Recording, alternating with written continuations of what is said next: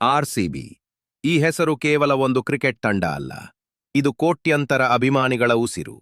ಆದರೆ ಈಗ ಆರ್ಸಿಬಿ ಅಭಿಮಾನಿಗಳಿಗೆ ಶಾಕ್ ಮೇಲೆ ಶಾಕಿಂಗ್ ಸುದ್ದಿ. ಚೊಚ್ಚಲ ಐಪಿಎಲ್ ಟ್ರೋಫಿ ಗೆದ್ದ ಖುಷಿಯಲ್ಲಿದ್ದ ರೆಡ್ ಆರ್ಮಿಗೆ ಈಗ ದೊಡ್ಡ ಆಘಾತ ಎದುರಾಗಿದೆ. ಹೌದು, ಆರ್ಸಿಬಿ ಮಾರಾಟಕ್ಕೆ ಅಧಿಕೃತ ಚಾಲನೆ ನೀಡಲಾಗಿದೆ.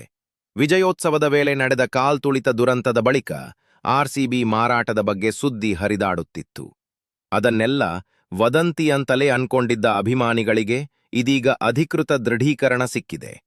ಆರ್ಸಿಬಿ ತಂಡದ ಮಾಲೀಕತ್ವ ಹೊಂದಿರುವ ಡಿಯಾಜಿಯೋ ಕಂಪನಿ ಈ ವಿಷಯವನ್ನು ಖಚಿತಪಡಿಸಿದೆ. ಇದರಿಂದ ಕ್ರಿಕೆಟ್ ಜಗತ್ತಿನಲ್ಲಿ ಭಾರೀ ಸಂಚಲನ ಉಂಟಾಗಿದೆ. ಅದರಲ್ಲೂ ರೆಡ್ ಆರ್ಮಿಗೆ ಇದು ದೊಡ್ಡ ಶಾಕ್. ಆರ್ಸಿಬಿಗೆ ಯಾರು ಓನರ್ ಆದರೂ ಆರ್ಸಿಬಿ ಮೇಲಿನ ಪ್ರೀತಿ ಮಾತ್ರ ಬದಲಾಗಲ್ಲ ಅಂತ ಫ್ಯಾನ್ಸ್ ಹೇಳ್ತಿದ್ದಾರೆ. ಆದರೆ ಈಗ ಎಲ್ಲರನ್ನೂ ಕಾಡ್ತಿರುವ ಪ್ರಶ್ನೆಗಳು ಇವೆ. ಆರ್ಸಿಬಿಯನ್ನು ಯಾಕೆ ಮಾರಾಟ ಮಾಡಲಾಗ್ತಿದೆ? ಇದರ ಹಿಂದಿರುವ ಅಸಲಿ ಕಾರಣ ಏನು? ಹೊಸ ಮಾಲೀಕರು ಯಾರು ಆಗಬಹುದು? ಮತ್ತು ಅತಿ ಮುಖ್ಯವಾಗಿ, ತಂಡದ ಹೆಸರು ಬದಲಾಗುತ್ತಾ? ಮೂಲಗಳ ಪ್ರಕಾರ ವಿಜಯೋತ್ಸವದ ವೇಳೆ ನಡೆದ ದುರಂತ, ಕಾನೂನು ಒತ್ತಡಗಳು ಮತ್ತು ಕಾರ್ಪೊರೇಟ್ ಮಟ್ಟದ ನಿರ್ಧಾರಗಳು ಈ ಮಾರಾಟದ ಹಿಂದೆ ಪ್ರಮುಖ ಕಾರಣಗಳಾಗಿವೆ ಎನ್ನಲಾಗಿದೆ.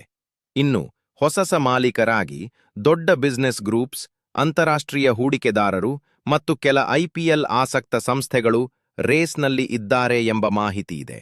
ಆದರೆ ಒಂದು ವಿಷಯ ಮಾತ್ರ ಸ್ಪಷ್ಟ: ಆರ್ಸಿಬಿ ಕೇವಲ ಒಂದು ತಂಡ ಅಲ್ಲ, ಅದು ಒಂದು ಎಮೋಷನ್. ಮಾಲೀಕರು ಬದಲಾಗಬಹುದು, ನಿರ್ವಹಣೆ ಬದಲಾಗಬಹುದು, ಆದರೆ ರೆಡ್ ಆರ್ಮಿಯ ಪ್ರೀತಿ ಮಾತ್ರ ಯಾವತ್ತೂ ಬದಲಾಗಲ್ಲ. ನಿಮ್ಮ ಅಭಿಪ್ರಾಯ ಏನು?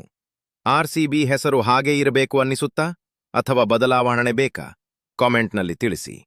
ಇಂತಹ ದೊಡ್ಡ ಆರ್ಸಿಬಿ ಮತ್ತು ಐಪಿಎಲ್ ಅಪ್ಡೇಟ್ಸ್ಗಾಗಿ ಡಿಯಾ ಕ್ರಿಯೇಷನ್ ಫಾಲೋ ಮಾಡಿ.